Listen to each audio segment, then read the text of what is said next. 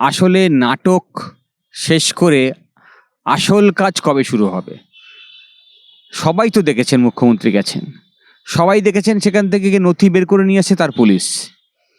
তাহলে যেখানে তদন্ত চলছে সেখানে রাজ্য সরকারের পুলিশ গিয়ে হস্তক্ষেপ করতে পারে না, বেআইনি কাজ।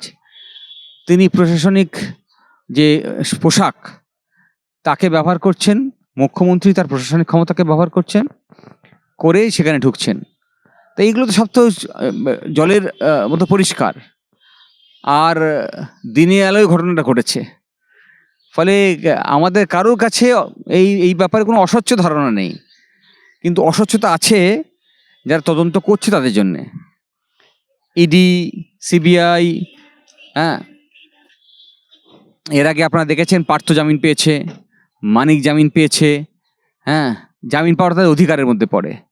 কিন্তু তারা যে অপরাধ করলো সেই অপরাধের তদন্ত কবে শেষ হবে, আর সেই তদন্ত শেষ করে মূল বিচার প্রক্রিয়া কবে শুরু হবে?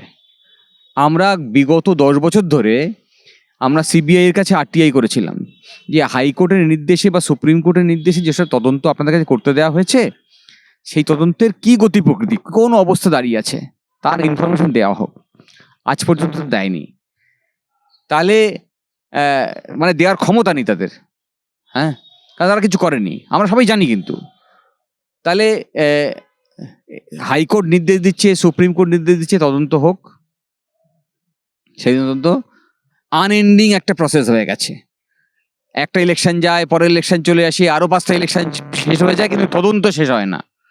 শুধু গদি পরিবর্তনও হয় না, ওই মোদি আর মমতা একে অপরের জায়গা বুঝে নেয়। তো এই প্রক্রিয়া চলতে থাকবে।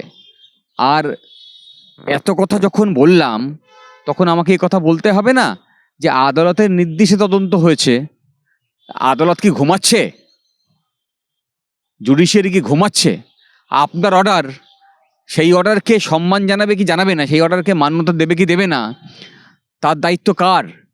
আমরা কন্টেম্পটে আমরা বলি যে ইনফরমেশান দেয় যে আপনার আদেশটা মানছে না, সেই অ্যাক্টস লাইক এ পোস্টম্যান। যেমন পোস্টম্যান একটা চিঠি দিয়ে বাড়িতে পৌঁছে দিয়ে আসে। Now it's between the contemnor and the court. তাহলে আপনি নির্দেশ দিয়েছেন সিবিআইকে, আপনি নির্দেশ দিয়েছেন ইডিকে তদন্ত করার জন্যে।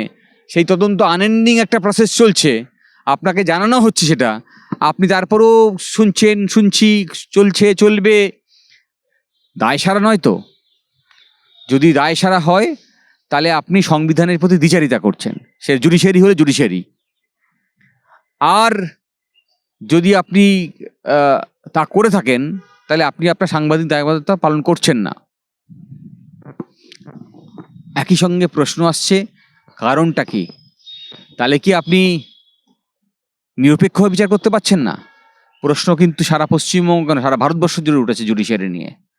এবং রিটায়ার্ড জাজ বিচারপতি পদ থেকে রিটায়ার হওয়ার পরে এই প্রশ্ন তুলে দিচ্ছেন যে জুডিশিয়ারির মধ্যে ট্রান্সপারেন্সির অভাব আছে। তাহলে একটা তদন্ত প্রক্রিয়া শুরু হতেই যদি এত দেরি হয়, তাহলে আলটিমেটলি তদন্ত অন্তে যেটা বেরোবে সেটা এই যে বললাম, যে কারণে খালাস পেয়ে যাবে অপরাধীরা এই দেরি করার কারণে।